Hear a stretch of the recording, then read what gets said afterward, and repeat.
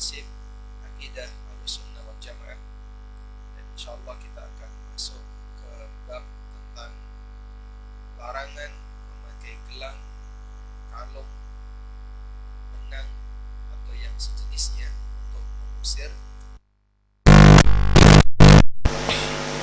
Kita baca terlebih dahulu. Tafadhol. Bismillahirrahmanirrahim. Larangan memakai gelang, kalung, benang atau yang sejenisnya untuk mengusir atau menangkal bahaya. Poin ke-63. Sunnah Jamaah meyakini bahwa manfaat dan bahaya itu ada di tangan Allah. Hanya Allah sajalah yang sanggup mendatangkan manfaat atau menolak bahaya. Allah Ta'ala berfirman, Qul afara'aitum ma tada'una min dunillahi in aradani Allahu bidurrin hal hunna kashifatu durrihi. Katakanlah, kalau begitu tahukah kamu tentang apa yang kamu sembah selain Allah? Jika Allah hendak mendatangkan bencana kepadaku, apakah mereka mampu menghilangkan bencana itu? Quran Surat Az-Zumar ayat 38.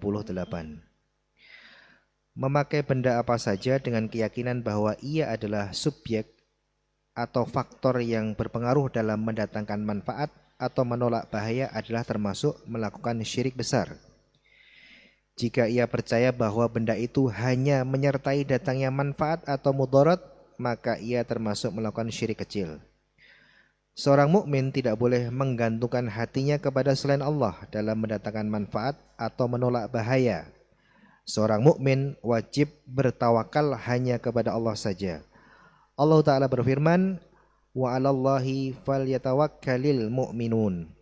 Dan hanya kepada Allah saja hendaknya orang yang beriman bertawakal. Quran Surat Ibrahim ayat 11. Dan Allah Ta'ala berfirman, fa iyyamsaskallahu bidurrin falakashifalahu illahu wa in yamsaska bi khairin fahuwa ala kulli syai'in qadir. Dan jika Allah menimpakan suatu bencana kepadamu, tidak ada yang dapat menghilangkannya selain Dia. Dan jika Dia mendatangkan kebaikan kepadamu, maka Dia maha kuasa atas segala sesuatu. Quran Surat Al-An'am ayat 17. Tadi belum difoto ini, Mas. Ini tadi share screen-nya enggak ada. Belum. Nah, harusnya difoto ya. Sudah, kita lanjutkan. Nanti aja. Baik, kita mau membahas tentang aneka jimat yang bentuknya gelang atau kalung yang diyakini bisa diyakini ya, bisa memberi manfaat atau madarat. Nah, sekarang kita bahas begini ya. Menggunakan benda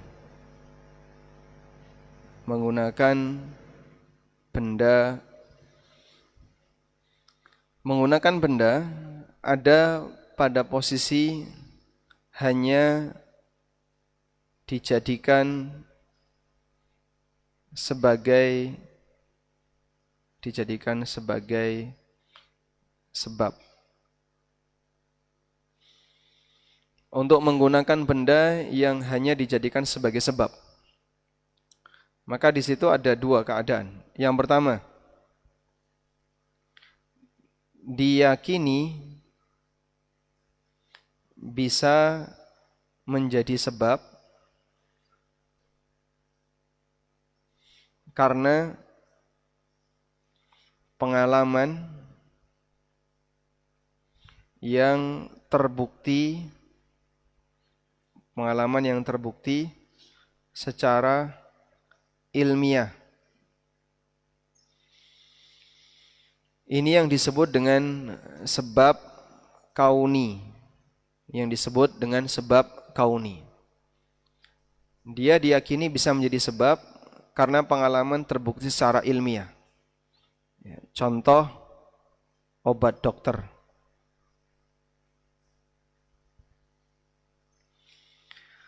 Ada banyak contoh yang lain. Misalnya orang bekerja, kemudian dari hasil bekerja itu dia mendapatkan sesuatu. Contoh yang lain, orang belajar, dari belajar itu dia bisa mengetahui sesuatu. Yang kedua, diyakini bisa menjadi sebab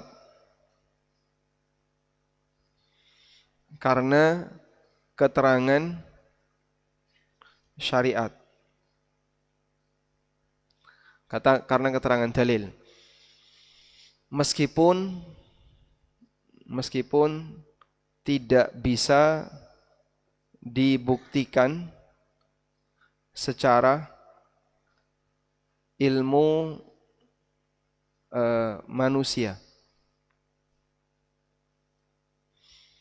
Ini yang disebut dengan sebab syar'i.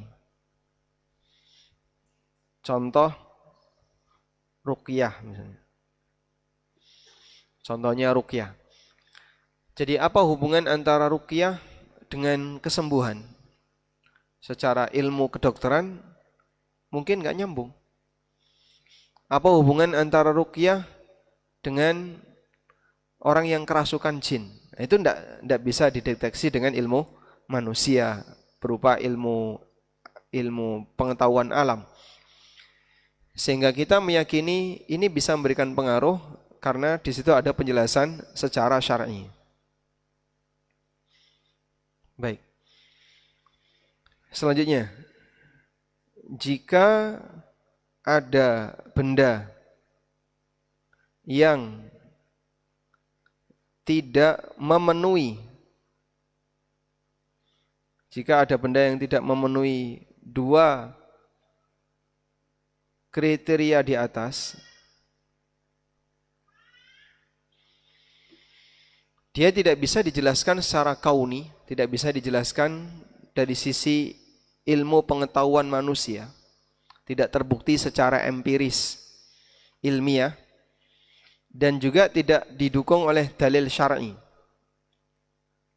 Jika ada benda yang tidak memenuhi dua kriteria di atas, tapi diyakini bisa menjadi sebab,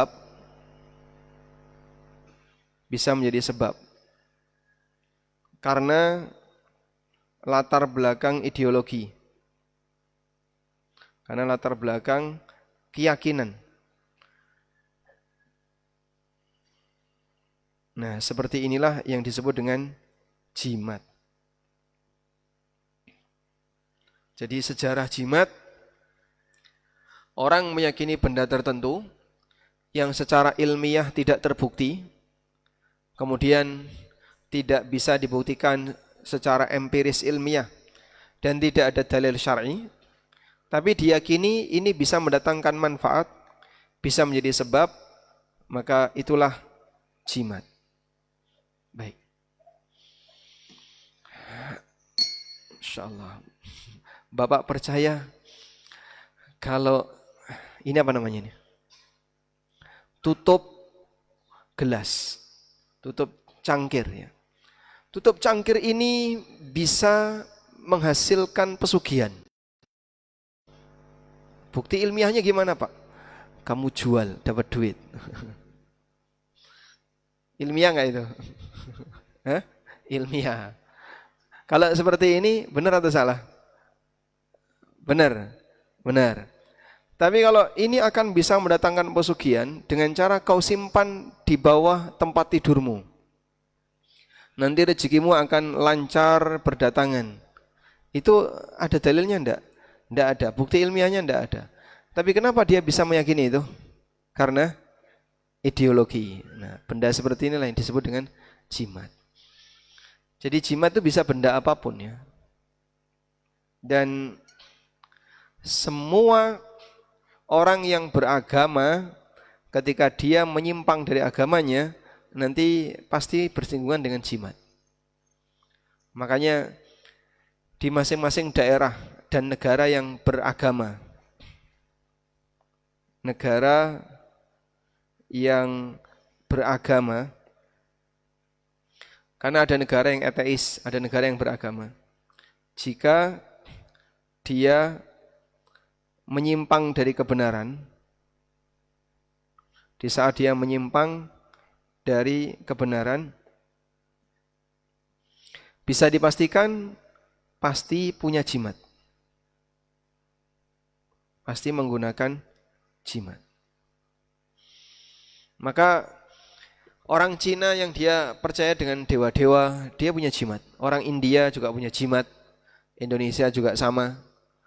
Kemudian mana lagi? Semua negara yang beragama, yang menyimpang, itu pasti punya jimat. Suku-suku Papua, itu mereka keyakinannya animisme, dinamisme. Dan mereka punya jimat. Suku aborigin juga punya jimat. Orang-orang pedalaman Amerika, sebelum dijajah, mereka juga punya keyakinan jimat. Dan yang lainnya. Begitu datang negara-negara ateis yang anti Tuhan, barulah pengaruh jimat itu mulai berkurang. Sehingga di Eropa, di Amerika, mereka enggak percaya dengan benda-benda sakti, tapi yang mereka percaya adalah usaha keras. Sehingga mereka tidak percaya dengan aneka jimat. Orang Cina punya jimat enggak, Pak? Oh, banyak sekali. Dan yang paling banyak menggunakan jimat itu mungkin ya orang Cina. Baik jimat pendatang keberuntungan maupun jimat pendatang sial. Angka 4 enggak boleh. Yang ngajari kayak gitu sih. Orang Cina. Kemudian angka 13, lalu benda-benda tertentu, rumah tusuk sate, menghadap kemana, aneka sio-sio dan sial, itu semuanya datangnya dari budaya Cina. Indonesia sebagian ngikutin, sehingga mereka punya keyakinan A, punya keyakinan B, berawal dari budaya Cina. Karena mereka manusia beragama. Cina punya keyakinan dengan dewa-dewa, makanya mereka punya anggapan bahwasanya ada benda-benda sakti yang itu menjadi jimat. Selanjutnya, ini tadi nomor 1 ya, hanya dijadikan sebagai sebab. Yang kedua, benda diyakini sebagai subjek. Diyakini sebagai subjek. Kalau benda itu diyakini sebagai subjek, subjek itu sebagai apa, Pak? Pemberi rizki. Subjek itu sebagai apa lagi? Penyembuh sakit. Sebagai apa lagi? Pendatang yang mendatangkan jodoh. Dan seterusnya, tergantung dari harapan yang dimiliki oleh orang tersebut. Kalau sampai benda itu diyakini sebagai subjek, ini yang mendatangkan rizki. Iki sing iso nekakno rizkimu. Iki sing iso nekakno kesembuhan bagimu. Ini yang bisa mendatangkan kesembuhan bagimu. Nah, kalau seperti ini syirik akbar. Syirik besar. Karena tidak hanya sebatas dijadikan sebagai sebab, tapi sudah sampai pada tingkatan ini yang bisa menjadi pencipta akibat. Yang saya maksud diyakini sebagai subjek adalah diyakini sebagai pencipta akibat. Walaupun seperti ini langka, ya, jarang. Kebanyakan hanya di posisi yang pertama, menjadikan sesuatu sebagai sebab. Nah,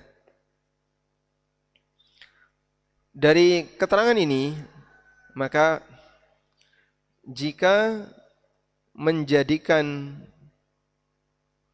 benda sebagai sebab,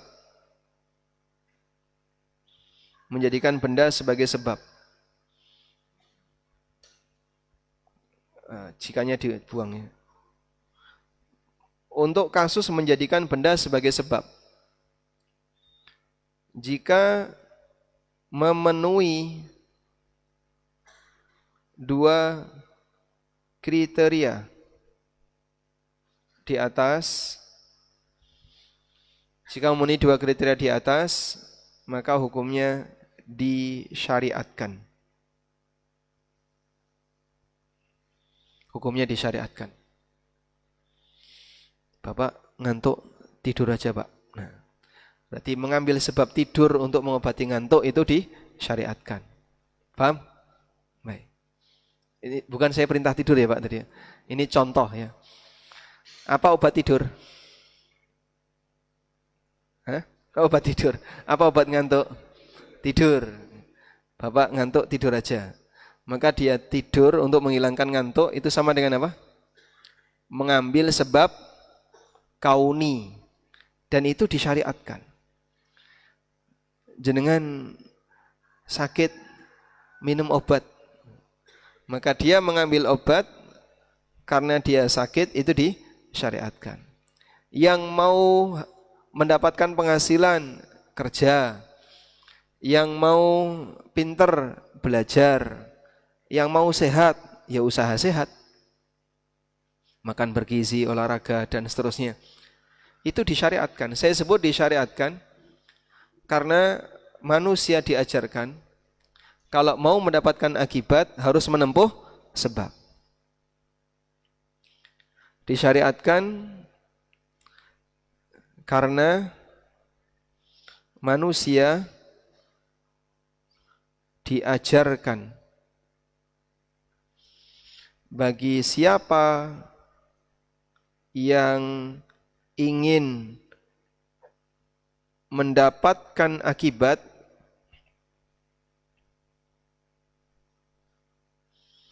maka dia harus menempuh sebab.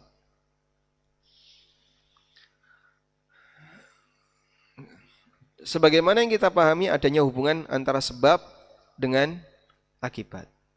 Kalau kamu ingin mendapatkan akibat, maka kamu harus menempuh sebab. Satu-satunya zat yang dia bisa mendapatkan, yang bisa menciptakan akibat tanpa sebab hanya Allah melalui firman-Nya, kun innama amruhu idza arada syai'an ay yaqula lahu kun fayakun. Allah kalau mau menetapkan sesuatu, dia tinggal berfirman kun, maka jadilah. Isa ora Mas, sugih tanpa nyambut gawe. Orang ono cerita nih. Itu berarti nadai warisan. Kalau sampean mau jadi orang sekti mandraguna, nggih. Sugih tanpa bondo. Menang tanpa ngasorake. Sakti tanpa digdaya. Terus? Apa lagi, Pak? Itu maksudnya adalah jadilah orang yang punya wibawa. Namun yang namanya manusia ketika dia ingin menempuh atau ingin mendapatkan akibat, dia harus menempuh sebab. Kalau ingin mendapatkan pendapatan tapi dia diam saja, saya tawakal kepada Allah, ini bukan tawakal, itu pura-pura tawakal. Sehingga tawakal ideal itu seperti burung yang disabdakan Nabi SAW. Lau tawakkaltum haqqa tawakkuli. Kalau kalian betul-betul tawakal, la razaqakum kama yurzaqut tayr. Maka kalian akan diberi rizki sebagaimana layaknya burung. Taqdu himasan wa taruhu bitanan. Berangkat di waktu pagi dan sore, berangkat di waktu pagi dalam kondisi temboloknya kosong, sore harinya gimana? Temboloknya penuh dengan isi. Berarti tawakal ideal seperti burung itu kerja, setelah itu pasrah. Kerja ini cari sebab. Pasrah ini terhadap hasil. Jadi bicara tawakal itu untuk hasil, bukan untuk cari sebab. Durung nyari sebab sudah tawakal. Kecuali kalau sudah nggak bisa lagi, saya sudah nggak bisa apa-apa, sebab apapun saya sudah nggak sanggup. Nah, barulah dia silahkan tinggal adanya pasrah. Kalau sudah tidak bisa mencari sebab, adanya tinggal pasrah. Orang tenggelam, jauh dari bala bantuan. Dia sudah berusaha untuk mencari sebab dengan berenang. Sampai titik terakhir sudah nggak sanggup berenang. Terus dia pasrah, tawakal kepada Allah. Lalu tiba-tiba dia selamat, terdampar di tepi pantai dalam keadaan masih hidup. Mungkin nggak? Mungkin, Pak? Sangat mungkin. Di titik terakhir ketika manusia sudah nggak bisa lagi untuk mencari sebab, kemudian Allah Subhanahu wa taala datangkan pertolongan. Itulah titik di mana orang hanya tinggal bisa pasrah, bisa tawakal, karena dia sudah tidak bisa lagi mencari sebab. Tapi selagi dia masih bisa mencari sebab, dia harus nyari sebab. Baik. Ada mukjizat dan karamah. Kalau ini kejadian khusus. Kejadian khusus. Sehingga karena sifatnya kejadian khusus, tidak bisa ditiru.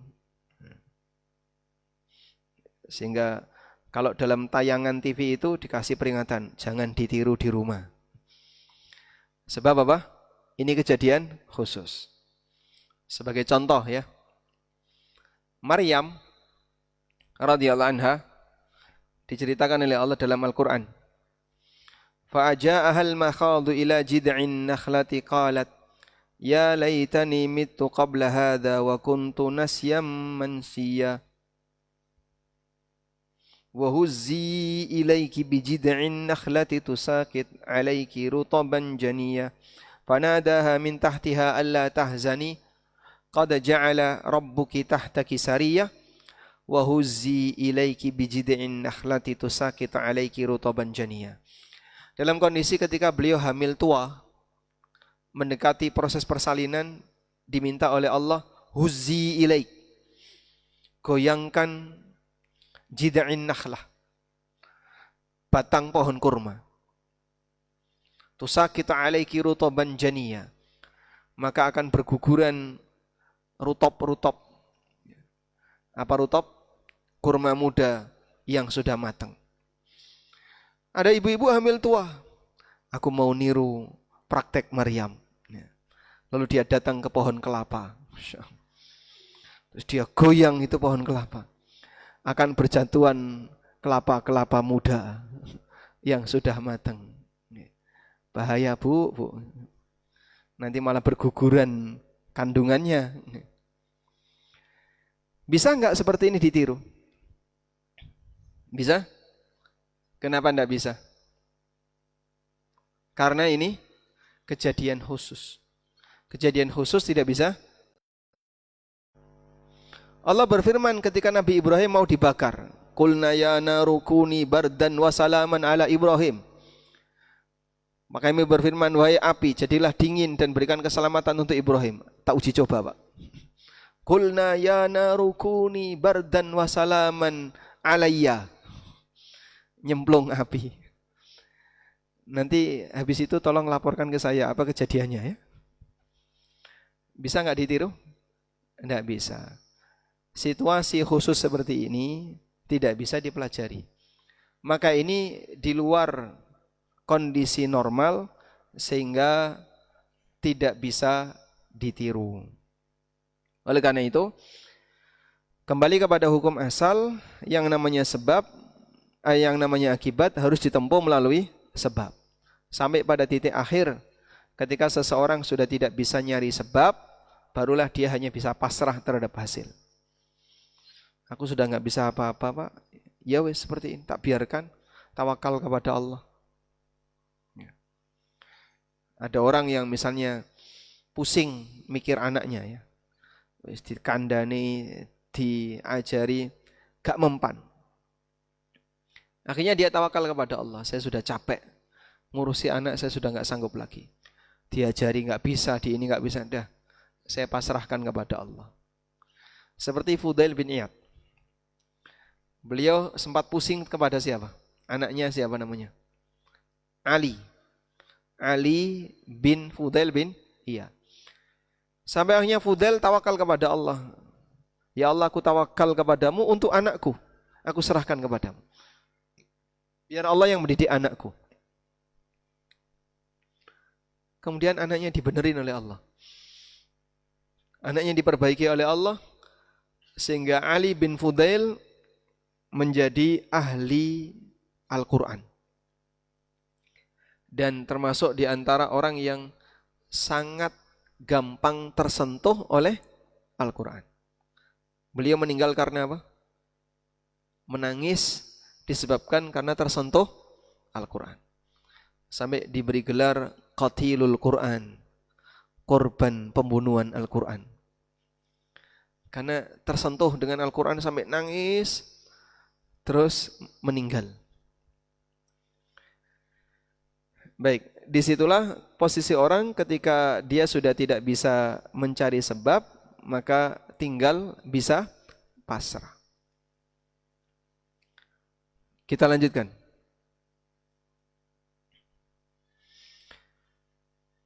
Selanjutnya tadi, menjadikan benda sebagai sebab, kalau memenuhi dua kriteria di atas, ini disyariatkan. Jika sebab tidak memenuhi kriteria di atas, tidak memenuhi dua kriteria di atas. Masih hafal ya, dua kriteria di atas tadi kan ini ya. Ini kriteria 1A dan B. Jika tidak memenuhi dua kriteria di atas, maka syirik kecil. Seperti praktek penggunaan jimat. Wallahu a'lam. Ini keterangan tambahan berkaitan dengan apa yang tadi kita baca. Selanjutnya, mati dengan bawa dosa syirik kecil. Kita akan bicara kasus ini. Mungkin dulu di antara kita, alhamdulillah sekarang sudah belajar agama, wis mulai ngerti. Tapi dhisik Pak, ora ngerti babar blas. Ada yang dolanan jimat. Dulu mungkin ada di antara kita yang pernah bermain jimat. Ada yang pernah bermain klenik. Ada yang punya keyakinan sial A, punya keyakinan sial B, dan seterusnya. Dulu kan kita kayak gitu Pak ya. Nah, ini wajib ditobati. Yang dulu punya keyakinan jimat dan klenik, ini wajib taubat sebelum mati. Jika sampai mati belum taubat, berarti dia membawa dosa syirik kecil sampai mati. Ya, kita lihat hadis berikut ini.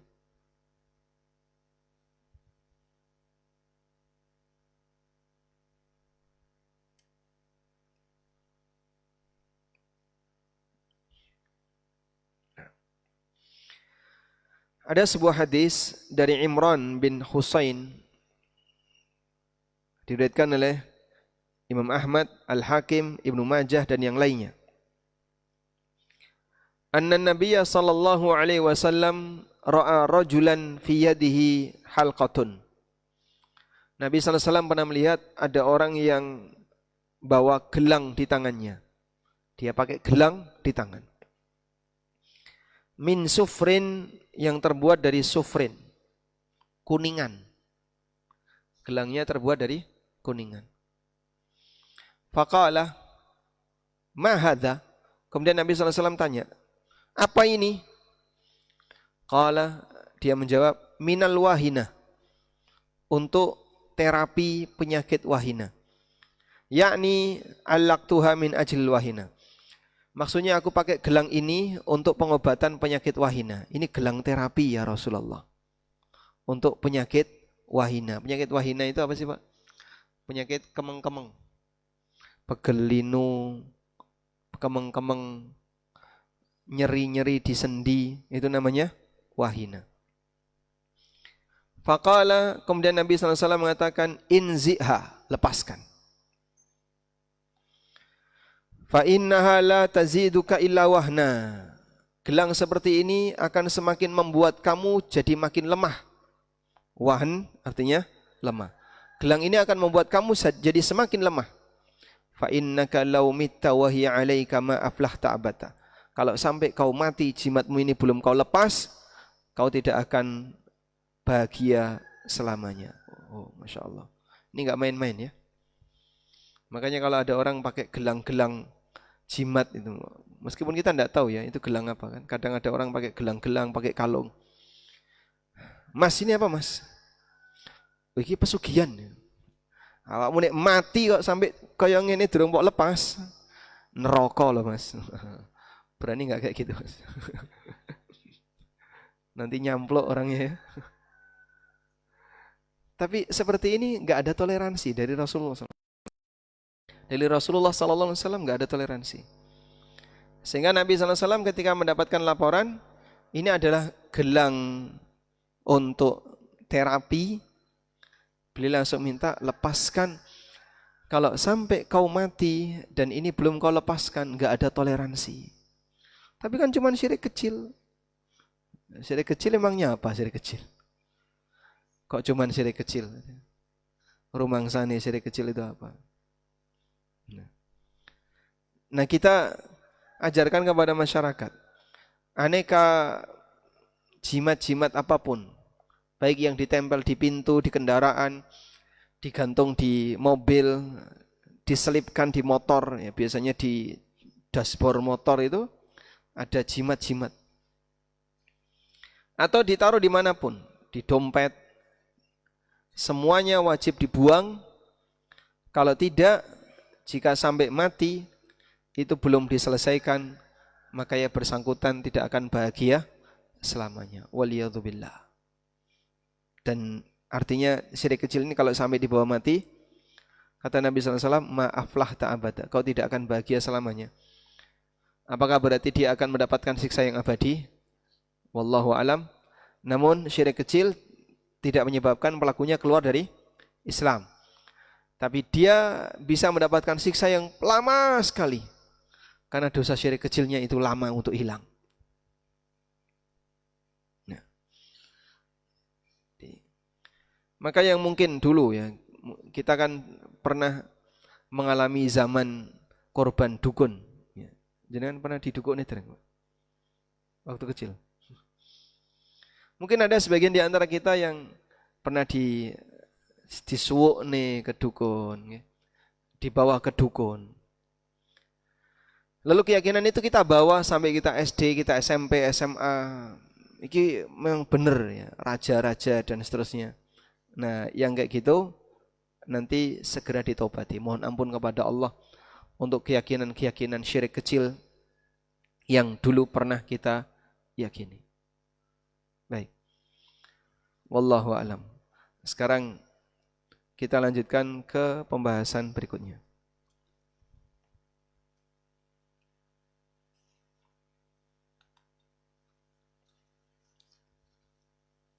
Tentang tawassul.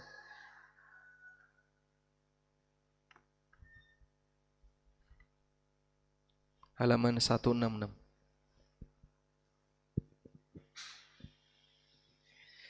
Bismillah. Tawassul, poin 64. Ahlussunnah wal Jamaah membolehkan tawassul yang syar'i dan melarang dari tawassul yang bid'ah dan syirik. Al-wasilah menurut bahasa berarti segala hal yang dapat menyampaikan serta dapat mendekatkan kepada sesuatu. Bentuk jamaknya adalah wasail. Sedang menurut istilah syariat, al-wasilah yang diperintahkan di dalam Al-Quran adalah segala hal yang dapat mendekatkan seseorang kepada Allah Ta'ala. Ketaatan. Allah Ta'ala berfirman, Ya ayyuhalladzina amanuttaqullaha wabtaghu ilaihil wasilata wajahidu fi sabilihi la'allakum tuflihun. Wahai orang-orang yang beriman, bertakwalah kepada Allah dan carilah wasilah atau jalan untuk mendekatkan diri kepadanya, dan berjihadlah atau berjuanglah di jalannya agar kamu beruntung. Quran Surat Al-Ma'idah. Mengenai ayat di atas, Ibnu Abbas radhiyallahu anhuma berkata, makna wasilah dalam ayat tersebut adalah al-qurbah, yaitu peribadahan yang dapat mendekatkan diri kepada Allah. Demikian pula yang diriwayatkan dari Mujahid, Abu Wa'il Al-Hasan, Abdullah bin Kasir, As-Suddi, Ibnu Zaid dan yang lainnya. Qatadah berkata tentang makna ayat tersebut, mendekatlah kepada Allah dengan mentaatinya dan mengerjakan amalan yang diridhoinya. Baik. Sekarang kita ganti tema ke bab tawassul. Tadi sudah disebutkan arti kata wasilah. Wasilah itu artinya apa, Pak? Sarana. Secara makna bahasa, wasilah artinya sarana penghubung. Proposal ini bisa masuk, wasilahnya siapa? Nah, proposal bisa masuk, wasilahnya siapa? Artinya apa? Sarana penghubungnya siapa? Dah? Nah, Allah Subhanahu wa taala perintahkan kepada kita untuk mencari wasilah kepadanya. Hamba Allah.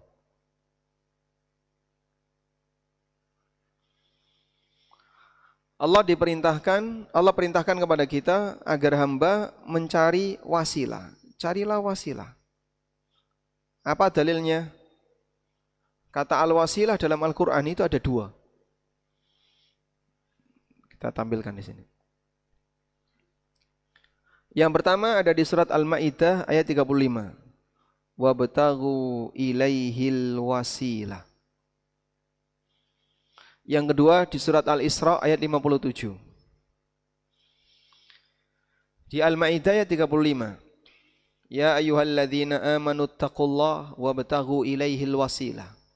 Wahai orang yang beriman, bertakwalah kepada Allah dan carilah wasilah kepadanya. Carilah wasilah kepada Allah. Wajahidu fi sabilihi la'allakum tuflihun.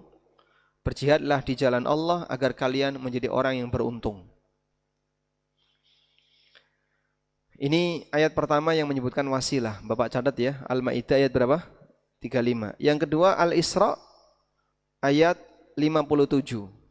Ulaikal ladzina yad'una yabtaghuna ila rabbihimul wasilah. Ayyuhum aqrabu wa yarjuna rahmatahu wa yakhafuna 'adzabah. Inna 'adzaba rabbika kana mahdhura. Al-Isra ayat 57. Baik. Dan di Al-Maidah ayat 35, wasilah tadi diperintahkan, carilah wasilah. Nah, sekarang maknanya carilah wasilah maksudnya gimana? Carilah sarana penghubung yang mendekatkan kamu kepada Allah. Nah, di sini Quran surat Al-Maidah. Di situ berisi perintah untuk mencari wasilah. Berisi perintah untuk mencari wasilah. Berarti mencari sarana penghubung yang bisa mendekatkan hamba kepada Allah. Apa sarana penghubung yang bisa mendekatkan hamba kepada Allah? Ibadah. Karena itu wasilah ditafsirkan dengan ibadah. Nah, tafsir itulah yang tadi disebutkan oleh penulis ya. Ibnu Abbas menyebutkan al-wasilah dalam ayat ini adalah al-qurbah. Al-qurbah itu artinya ibadah. Beribadah yang dapat mendekatkan diri kepada Allah. Demikian pula yang diriwayatkan dari Mujahid, Abu Wa'il, Al-Hasan, Abdullah bin Kathir, As-Suddi, Ibnu Zaid dan yang lainnya. Qatadah juga mengatakan tentang makna ayat tersebut, mendekatlah kepada Allah dengan mentaatinya dan mengerjakan amalan yang diridhoinya. Jadi wasilah di situ artinya apa? Ibadah. Maka carilah wasilah kepada Allah, artinya perbanyaklah beribadah kepada Allah. Ini tafsir yang benar. Ini tafsir yang benar. Sebagaimana tadi sudah kita kutipkan beberapa tafsir dari keterangan para ulama. Nah, selanjutnya wasilah yang bentuknya ibadah ini ada yang sifatnya menyebut nama Allah, maka dia menggunakan wasilah dengan Asmaul Husna. Ada yang bentuknya ketaatan yang dia lakukan atau doa orang soleh. Sehingga doa orang soleh itu yang mustajab adalah doanya orang tersebut, tapi diberikan kepada orang lain. Kita baca keterangan lanjutannya tentang wasilah yang disyariatkan. Bismillah. Adapun tawasul atau mendekatkan diri kepada Allah dengan cara tertentu ada 3 macam, yang masyru', yang bid'ah, dan yang syirik. Tawasul yang masyru' atau yang disyariatkan adalah tawasul dengan nama-nama dan sifat-sifat Allah Ta'ala. Yang kedua tawasul dengan amal soleh, dan yang ketiga tawasul dengan doa orang soleh yang masih hidup. Kemudian tawasul yang bid'ah yaitu tawasul dengan kedudukan atau kedudukan orang selain beliau.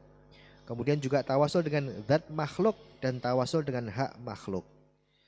Adapun tawasul yang syirik adalah tawasul menjadikan orang yang sudah meninggal sebagai perantara dalam ibadah, seperti berdoa kepada mereka, meminta hajat atau memohon pertolongan kepada mereka.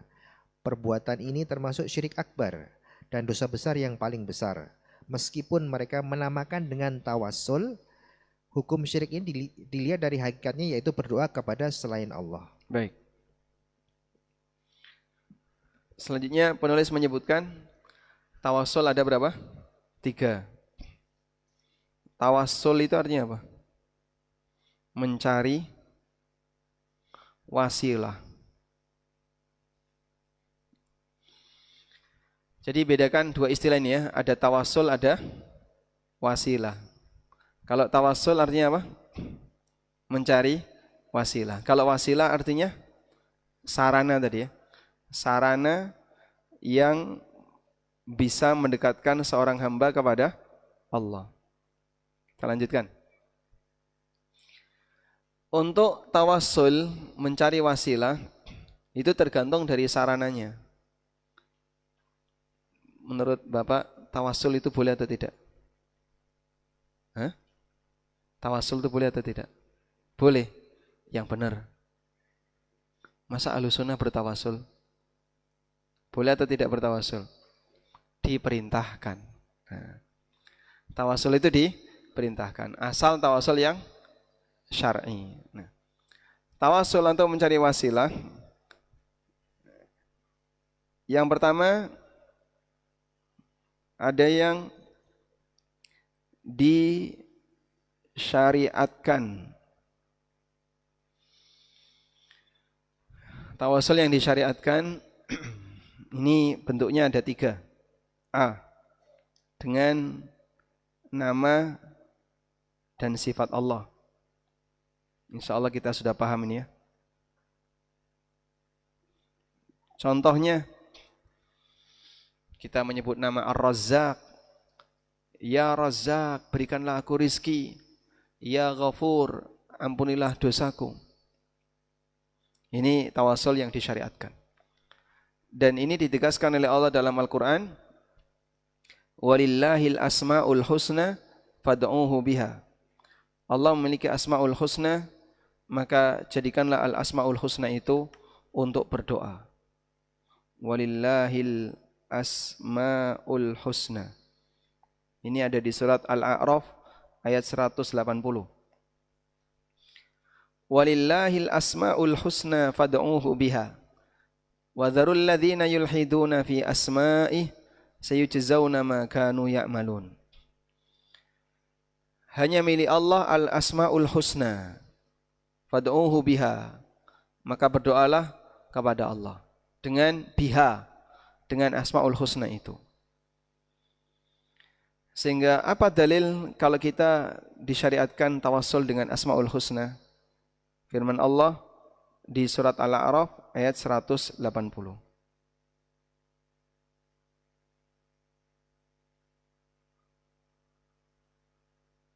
Ayat berapa? Yang kedua, tawassul dengan amal soleh.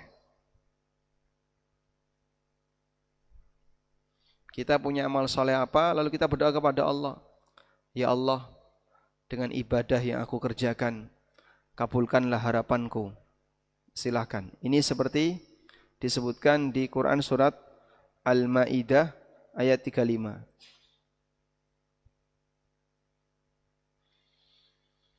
Yang tadi sudah kita baca ya, Al-Ma'idah ayat 35 tadi, bahwa wasilah di situ maknanya adalah ibadah. Ya ayyuhalladzina amanu taqullaha wabtaghu ilaihil wasilah.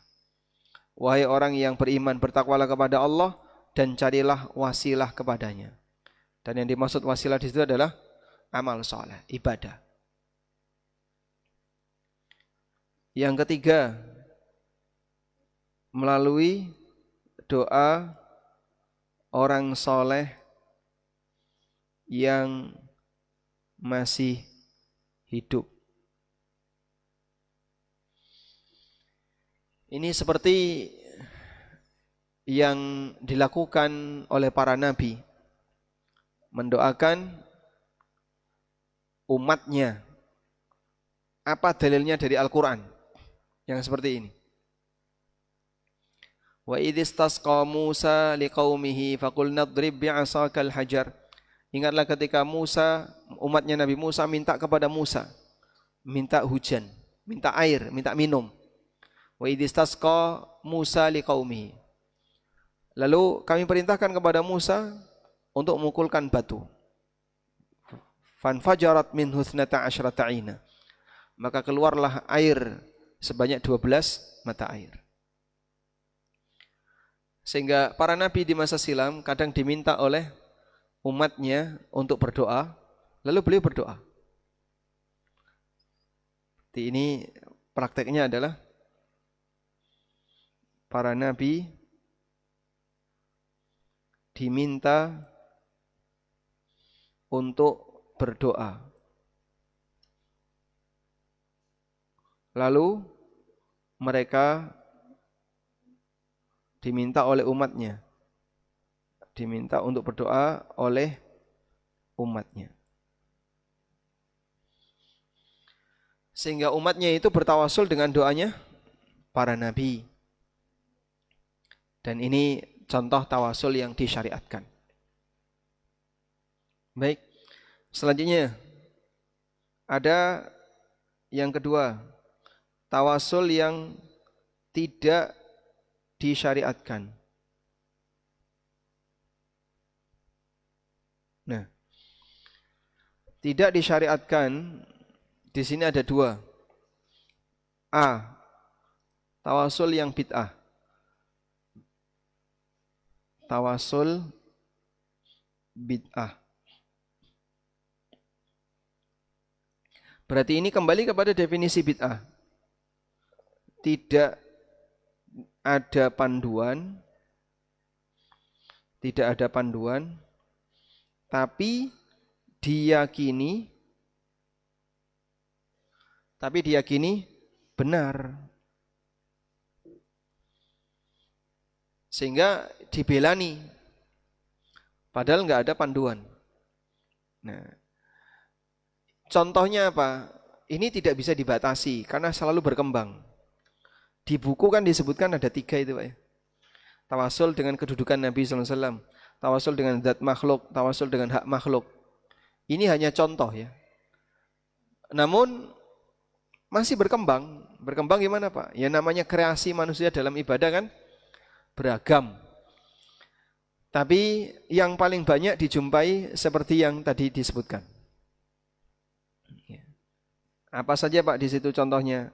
Contoh, tawasul dengan jah. Jah itu artinya kedudukan. Orang soleh.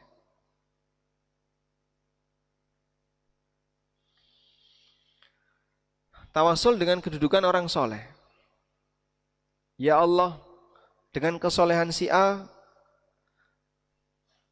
ampunilah dosaku. Dengan kesolehan si A, kabulkan doaku. Nah, ini salahnya ada di mana? Kesolehan orang itu berlaku bagi siapa? Bagi dia. Tapi dipinjam sama dia untuk dimanfaatkan bagi doanya.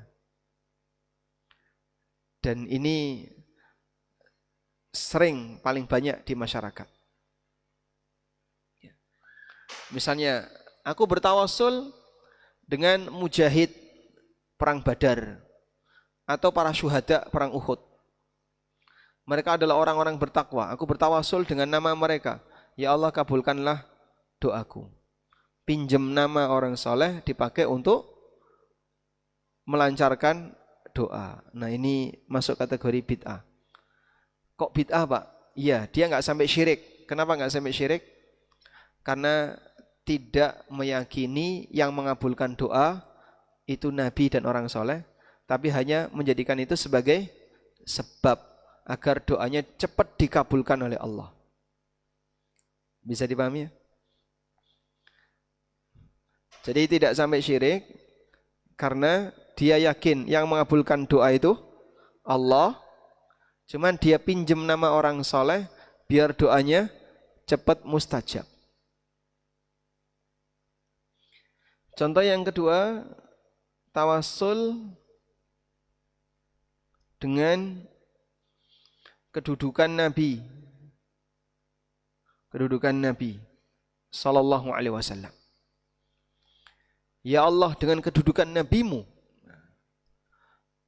kabulkanlah doaku. Nah, ini juga termasuk ya.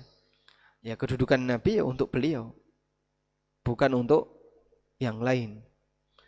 Sehingga kalau mau bertawasul dengan kedudukan Nabi SAW, ya ini sebuah kesalahan. Wallahu a'lam. Baik.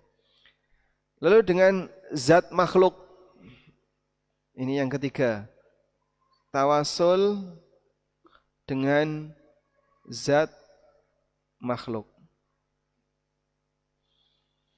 Contohnya apa ini Pak?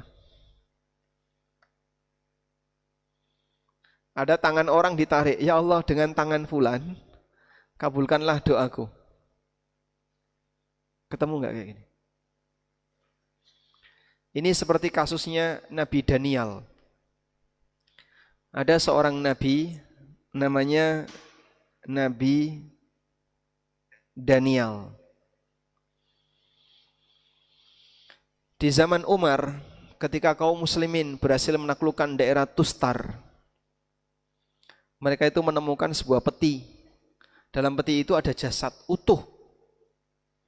Nah, masyarakat di situ, kalau mereka sedang paceklik, jasad tadi dikeluarkan, dibawa ke tanah lapang, terus mereka berdoa kepada Allah, memohon hujan, lalu dikasih hujan.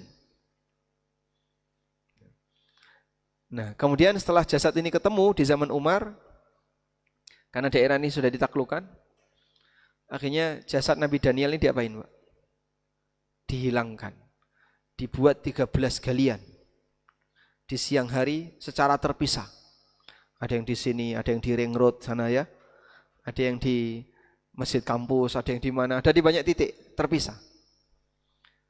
Terus jasad tadi ditaruh di salah satu lubang tadi, semuanya ditutup dengan tanah dalam waktu bersamaan di malam hari, sehingga tidak ada yang tahu di mana jasad itu ada. Terus diratakan dengan tanah. Dah, hilangkan jejak kuburan Nabi. Karena dikhawatirkan nanti malah disembah. Nah, itu contoh tawasul dengan zat makhluk. Jasad seseorang ketika dia sudah mati dibawa keluar, lalu diapain? Dijadikan sebagai sarana doa. Dia tidak berdoa minta kepada jasad itu, tapi doanya kepada Allah. Nah, yang terakhir, tawasul syirik.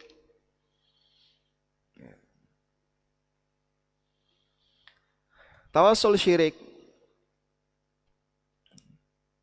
Ada orang yang meyakini bahwa kuburan, dia doa minta ke kuburan. Dia doanya mintanya ke kuburan. Lalu dia berkeyakinan bahwasanya doa ini nanti akan diantarkan oleh arwah kepada Allah. Arwah kurir doa. Nah, ini syirik akbar. Dan aslinya ini bukan tawassul, tapi istishfa namanya ya. Ini disebut dengan istishfa. Sehingga orang ini dia berdoa minta kepada penghuni kubur, lalu penghuni kubur itu diyakini akan menjadi kurir doanya untuk mengantarkan doanya kepada Allah. Ini syirik akbar. Na'udzubillah min dzalik. Semoga Allah jauhkan kita dan anak keturunan kita dari syirik akbar seperti ini. Baik. Bisa bedain ya? Sehingga kenapa ini syirik akbar? Dia doanya kepada penghuni kubur. Simba nyuwun sewu. Putune nyuwun pangestu. Lalu dia minta, niki rezekine seret, nyuwun tulung dilonggarkan. Jodone angel, nyuwun tulung diperlancar. Apa meneh dan seterusnya. Dia minta satu-satu. Tapi komunikasinya dengan kuburan. Lalu nanti kok bisa Pak? Kuburan ini arwahnya akan mengantarkan kepada doa itu kepada Allah Subhanahu wa taala. Wallahu a'lam. Baik, demikian. Wassallallahu ala nabiyyina Muhammadin wa ala alihi wa sahbihi wasallam. Baik, jazakumullah khairan atas kajian pada pagi hari ini. Kita masuk sesi tanya jawab. Sebelum kita membaca yang baru, kita baca yang beberapa waktu yang lalu Ustaz ya, yang masih cukup banyak yang terkait dengan jimat dan ruqyah ini Ustaz. Bismillahirrahmanirrahim. Assalamualaikum warahmatullahi wabarakatuh. Waalaikumsalam warahmatullahi wabarakatuh. Bagaimana solusi menghadapi suami yang masih menyimpan jimat Ustaz? Dan ketika dibuang itu dicari-cari sampai ketemu. Sudah dinasihati tetapi ternyata masih belum bisa melepas jimatnya. Masya Allah, itu bisa pisah nanti di akhiratnya. Sehingga istrinya rajin ikut kajian, belajar tauhid, suka dan jimat. Itu bisa bahaya, nanti bisa pisah di akhirat. Maka tolong diperingatkan agar jimat itu segera dirusak. Dan orangnya yang penting bertobat. Mohon ampun kepada Allah dengan keyakinan tadi. Ya.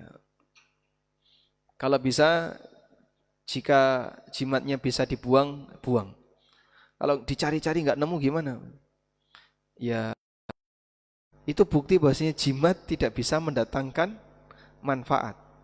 Lho, jarene nek duwe jimat iso weruh sadurunge winara. Jimatnya hilang kok terus tiba-tiba. Nah, justru itu jimat saya hilang, maka kemampuan itu hilang. Nah, ini hanya membual saja ya. Maka jimat ini harus dihilangkan dan orangnya diajak untuk bertobat. Nah. Kemudian Ustaz, izin bertanya, bagaimana jika orang tua meminta saya untuk meruqyah mandiri dengan alasan untuk mempermudah jodoh? Apakah ada syariatnya? Mempermudah jodoh bukan diruqyah. Mempermudah jodoh itu kirim CV ya. Sehingga titip CV di sini, titip CV di sini. Kalau sebatas diruqyah, ada masalah apa? Wong dia nggak sakit nggak apa ya? Oh barangkali ada yang menghalangi, nggak ada penghalangnya. Dia kalau ditembak juga juga pasti akan kena badannya. Jadi kadang ada orang punya keyakinan, wah ini dia terhalangi, ini terhalangi. Padahal sebenarnya tidak ada penghalang apapun. Dia itu normal-normal saja. Tapi kok gak payu-payu rabi, Pak? Ya sabar, memang belum waktunya. Dan kalau Allah takdirkan untuk mendapatkan jodoh lebih cepat, mudah bagi Allah. Coba kru ini sudah diruqyah belum krunya ini?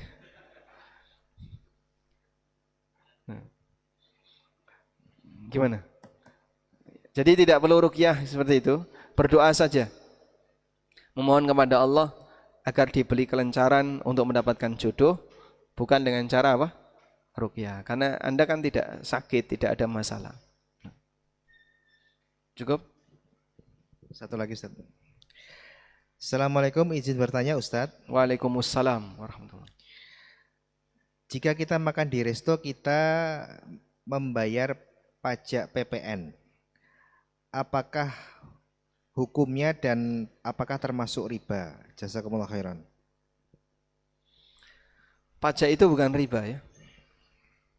Dan ketika ada orang yang punya stigma negatif tentang pajak, anggapan dia itu bermacam-macam. Ya, ada yang ngarani pajak itu riba, ada yang nyebut pajak itu haram, dan seterusnya.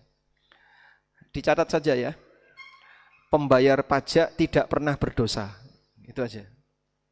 Jadi pembayar pajak itu nggak perlu khawatir di posisi manapun, karena dia membayar.